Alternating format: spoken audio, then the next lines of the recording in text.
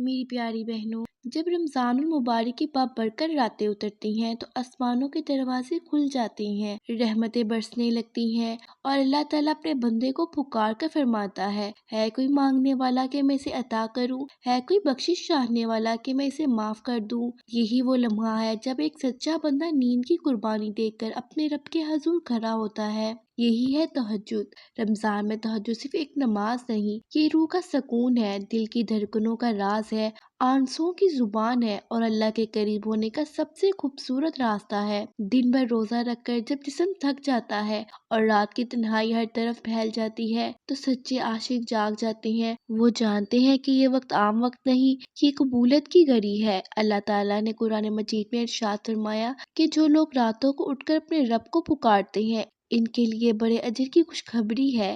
نبی کریم صلی اللہ علیہ وسلم، جن کا ذکر ہمیں قرآن مجید میں بار بار ملتا ہے، خود بھی تہجد کا اہتمام فرماتے تھے، حتیٰ کہ آپ صلی اللہ علیہ وسلم کے قدم مبارک سوج جاتے تھے مگر آپ رکوع و سجود میں کھڑے رہتے۔ جب پوچھا گیا کہ آپ تو معصوم ہیں، پھر اتنی عبادت کیوں، تو آپ صلی اللہ علیہ وسلم نے فرمایا کہ میں شکر گزار بندہ نہ بنوں۔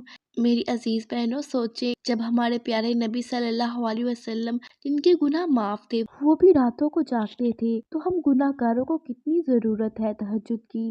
رمضان میں ہر نیکی کا اجر کئی گنا بڑھا دیا جاتا ہے، تو کیا ہم اس سنہری موقع کو ضائع کر دیں؟ تہجد کا وقت عشاء کے بعد سونے اور پھر آدھی رات کے بعد اٹھنے سے شروع ہوتا ہے اور فجر سے پہلے تک رہتا ہے۔ یہ وہ وقت ہے جب دنیا سو رہی ہوتی ہے مگر اللہ کے خاص بندے جاگ رہے ہوتے ہیں۔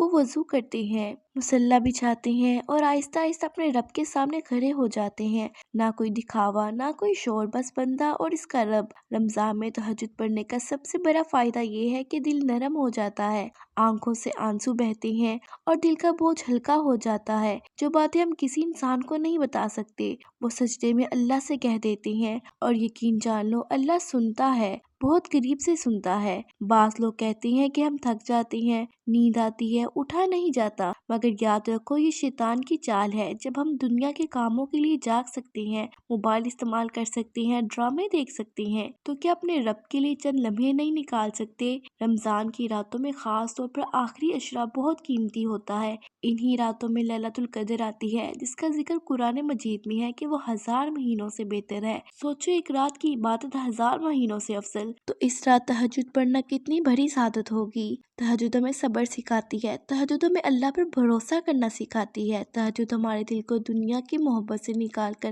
اللہ کی محبت میں ڈال دیتی ہے۔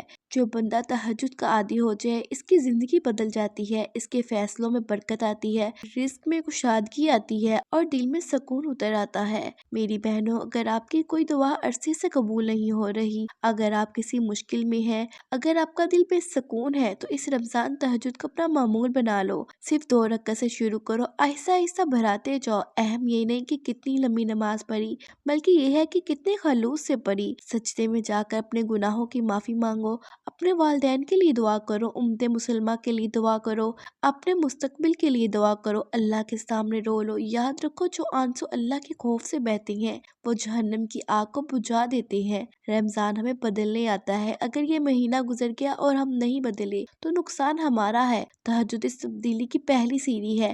جب آپ رات کو اٹھتے ہیں تو آپ اپنے نفس کو شکست دیتے ہیں، اور جو اپنے نفس پر قابو پا لے وہی کامیاب ہے۔ آج عہد کر لو کہ اس رمضان کم از کم چند راتیں ضرور تہجد پڑھیں گے۔ الارم لگائیں، سونے سے پہلے نیت کریں اور اللہ سے مدد مانگے۔ یقین جانیے جب آپ ایک قدم بڑھاتے ہیں، اللہ آپ کی طرف 2 قدم بڑھاتا ہے۔ اللہ تعالیٰ میں رمضان کی قدر کرنے کی توفیق عطا فرمائے، تہجد کی لذت نصیب کرے اور ہمارے سجدوں کو قبول فرمائے، آمین۔ اگر یہ پیغام آپ کے دل کو لگا ہو تو اسے ضرور آگے شیئر کریں تاکہ کسی اور کی زندگی بھی بدل جائے۔ جزاک اللہ خیر۔